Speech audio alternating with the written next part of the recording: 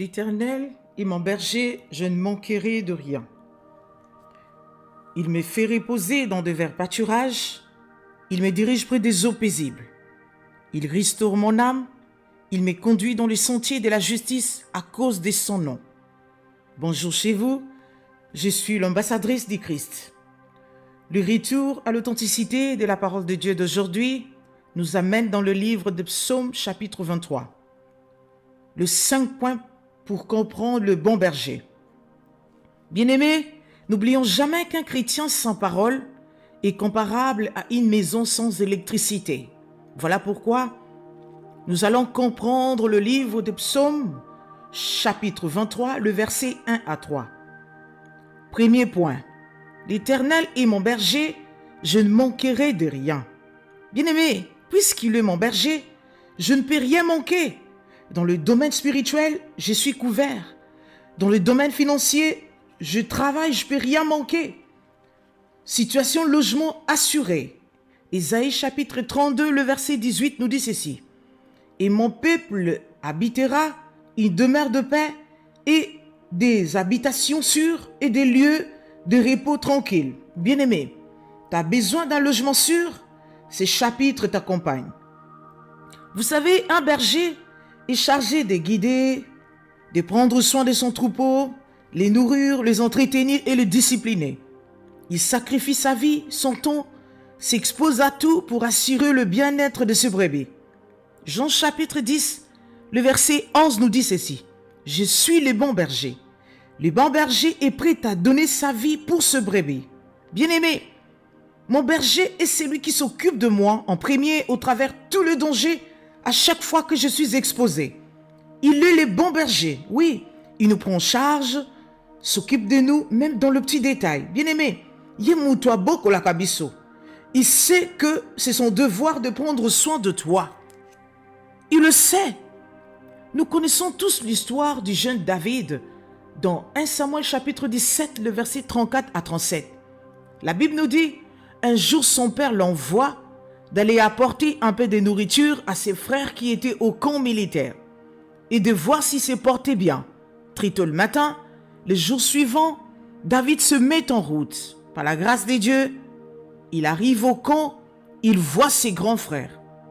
Et au moment où il parlait avec eux, il entend la provocation de Goliath. Connaissant son Dieu, David décide de prendre le devant. Et dans ces chapitres 34-37, il explique au roi Saoul combien le Seigneur l'a protégé des griffes du lion et des autres animaux sauvages. Et lui dit que son Dieu va faire pareil aux attaques de ces Philistins. Cela veut dire quoi? Son berger va prendre la situation en main. Bien-aimés, au travers de ce verset, nous devons faire confiance à notre guide. Un guide prend le devant tout en veillant sur ce qui se passe derrière pour assurer notre sécurité. Oui, l'Éternel est mon berger. C'est une question de relation. Alors je ne manquerai de rien. C'est la certitude qu'il pourvoira à tous nos besoins. L'Éternel est mon berger, je ne manquerai de rien. C'est l'assurance vie. Quelle grâce!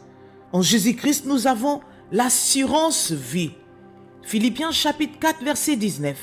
Et mon Dieu pourvoira à tous vos besoins selon sa richesse avec gloire en Jésus-Christ.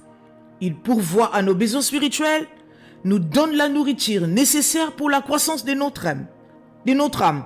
Il pourvoit à nos besoins financiers selon sa richesse avec gloire en Jésus-Christ. Cela veut dire quoi? Que Nzamba kokisakaba poussa na biso selon makoki na ye. Bien-aimé, makoki na ye toyebi yango très bien.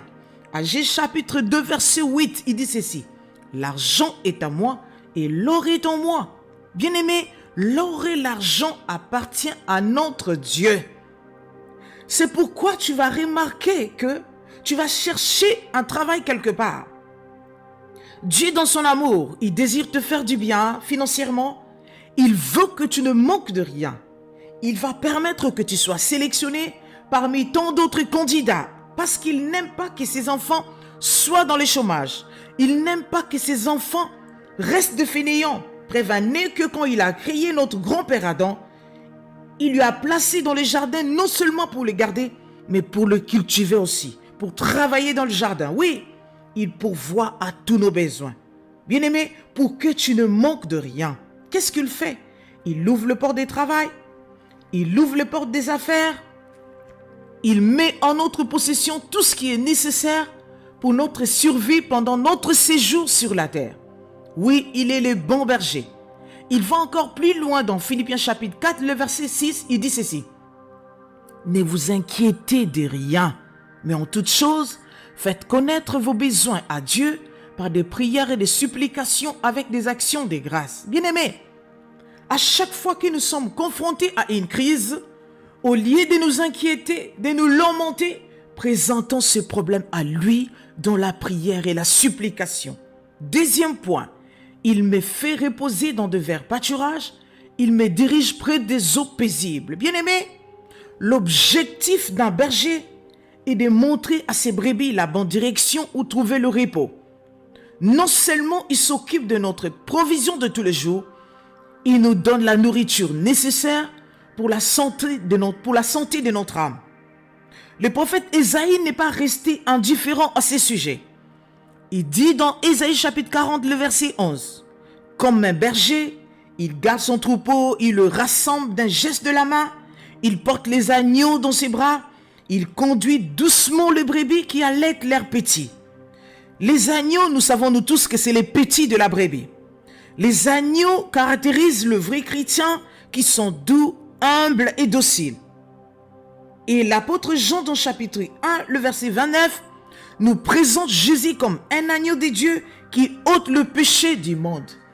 Le brebis, c'est le symbole de la disposition de l'âme de s'égarer et de la possibilité qu'elle possède de suivre Jésus dans l'obéissance. Les brebis qui allaitent sont ceux qui nourrissent de la parole les autres chrétiens. Troisième point, il restaure mon âme. Bien-aimé, dès qu'il finit de s'occuper de ta vie quotidienne, ton assurance, ton logement, il pense aux soins de ton âme. Il restaure mon âme. Il répare, rétablit, remet en bon état notre âme dégradée. Il le fait renaître, c'est-à-dire il remet notre âme dans son état initial, l'image et la ressemblance de Dieu restaurée. Bien-aimé, il restaure comment?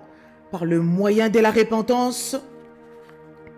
Parce que par la repentance, nous changeons notre façon de voir les choses. Nous changeons notre façon de raisonner. Nous changeons d'intention. Et par la repentance, nous changeons de direction et de mentalité. Voilà pourquoi David nous parle de son expérience en tant que berger, roi et un pécheur récupéré par l'Éternel. Quatrième point, il me conduit dans le sentier de la justice. Bien-aimé, après avoir rétabli la vraie image de l'homme, il pense à la direction de notre vie. La direction que nous prenons après les changements de vie, après les changements de mentalité et d'idées. Car cette direction assure notre sécurité de tous les jours. Bien-aimé, le sentier de la justice, c'est quoi? C'est observer ses commandements de tous nos cœurs. C'est mener une vie droite. Car sa parole nous dit, nous sommes son ouvrage, ayant été créés en Jésus-Christ pour de bonnes œuvres, que Dieu a préparées d'avance afin que nous y marchions. Éphésiens chapitre 2, le verset 10. Cinquième point, à cause de son nom. Proverbe chapitre 18, le verset 10. La Bible nous dit, le nom de l'Éternel est une tour forte, les justes s'y réfugient et se trouvent en sécurité. Bien-aimés, le nom de l'Éternel est notre seul appui. La bonne réputation du berger est engagée à ce qu'il conduise très bien son troupeau, en assurant leur bien-être de tous les jours. Bien-aimé, t'en fais pas, le bon berger est au contrôle de ta vie. Hébreux chapitre 13, le verset 20 à 21. Que le Dieu de paix, qui a ramené d'entre les morts le grand berger des brebis, par le sang d'une alliance éternelle, notre Seigneur Jésus-Christ, vous rende apte à tout ce qui est bien pour faire sa volonté, qu'il fasse en nous ce qui lui est agréable par Jésus-Christ, à qui soit la gloire au siècle des siècles. Amen. Que le Seigneur vous bénisse. Merci de rester là jusqu'à la fin. Ça me fait super plaisir. Abonnez-vous s'il vous plaît. Likez pour supporter votre chaîne. À bientôt Ciao, ciao!